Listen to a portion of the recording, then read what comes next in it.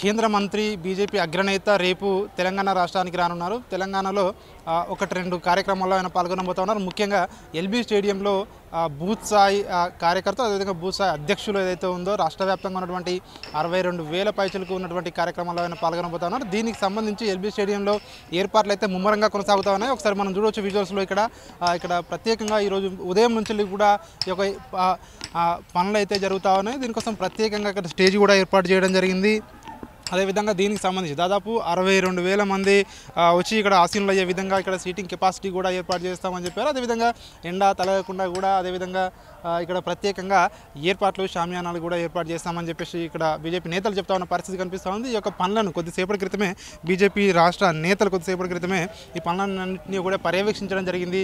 అదేవిధంగా ముఖ్యంగా బీజేపీ నేతలు ప్రకాష్ రెడ్డి, అదేవిధంగా చింతల రామచంద్రారెడ్డి, అదేవిధంగా ఎన్వి సుభాష్, అదేవిధంగా ఇతర కీలక నేతలు ఎవరైతే ఉన్నారో రాష్ట్రంలో ఉన్నటువంటి నేతలు ఈ యొక్క పనులను కూడా దగ్గరుండి పర్యవేక్షించడం జరిగింది. అదేవిధంగా ముఖ్యంగా ఇక్కడికి వచ్చే ఎవరైతే పార్టీ ప్రతినిధులు ఉంటారో వాళ్ళకి ఎట్లాంటి ఇబ్బందులు లేకుండా, మంచినీటి ఇబ్బందులు లేకుండా, అదేవిధంగా ఇక్కడ సీటింగ్ సౌకర్యంతో పాటు పక్కన ఉన్నటువంటి పార్కింగ్ సౌకర్యాన్ని కూడా పర్యవేక్షించడం జరిగింది. ఎవరికి కూడా ఎట్లాంటి ఇబ్బందులు లేకుండా ఈ యొక్క సమావేశం జరిగేలా కూడా వాళ్ళు ఇక్కడ ప్రత్యేకంగా చర్యలు చేపట్టాలని చెప్పేసి కూడా ఇక్కడ నిర్వాహకులకు కూడా చెప్పడం జరిగింది. ముఖ్యంగా బీజేపీ ఒకటే చెప్తా ఉంది, ఖచ్చితంగా లోక్సభ ఎన్నికలు రానున్న నేపథ్యంలో ఖచ్చితంగా రాష్ట్రంలో 17 సీట్లు గెలుచుకోవాలనే ఉద్దేశంతో ఈ యొక్క పనులు అయితే జరుగుతా ఉన్నాయి. ఈ యొక్క కార్యక్రమాలు చేపట్టామని చెప్తా ఉన్నారు. రేపు అమిత్ షా రాష్ట్రానికి నేరుగా బేగంపేట విమానాశ్రయాన్ని చేరుకోనున్నారు. అక్కడి నుంచి కూడా భాగ్యలక్ష్మి అమ్మవారి టెంపుల్ దర్శనం చేసుకుని అక్కడి నుంచి సికింద్రాబాద్ ఇంపీరియల్ గార్డెన్లో ఉన్నటువంటి అక్కడ సోషల్ మీడియా వారియర్ల మీటింగ్లో పాల్గొంటారని చెప్పేసి కూడా చెప్తా ఉన్నారు. సోషల్ మీడియా వారియర్ల మీటింగ్ తర్వాత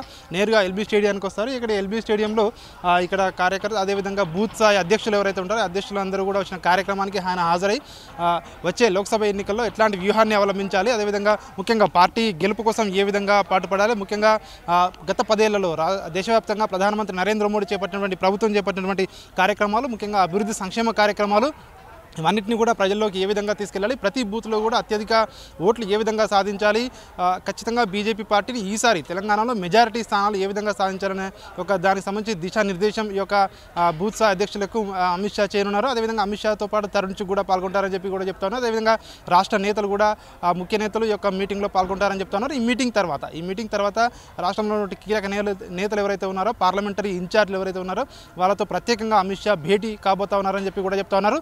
మొత్తానికి రేపు ఈ యొక్క మూడు కార్యక్రమాలు, సోషల్ మీడియా వారియర్స్ ఒకటి మీటింగ్, రెండవది ఎల్బీ స్టేడియంలో మీటింగ్, తర్వాత పార్లమెంటరీ స్థాయి ఎవరైతే ఇన్ఛార్జీలు ఉంటారో సమన్వయకర్తలు వాళ్ళతో ప్రత్యేకంగా భేటీ అవుతారు అమిత్ షా అని చెప్పి కూడా చెప్తా ఉన్నారు. మొత్తానికి రాష్ట్రంలో 17 ఎంపీ సీట్లు సాధించే లక్ష్యంతో బీజేపీ అయితే ఇక్కడ కసరత్తు మొదలుపెట్టింది. ఎన్నికల శంఖారావం కూడా దీని ద్వారా మొదలు పెడతా ఉందని చెప్పేసి కూడా మనకైతే తెలుస్తున్న పరిస్థితి కనిపిస్తూ ఉంది.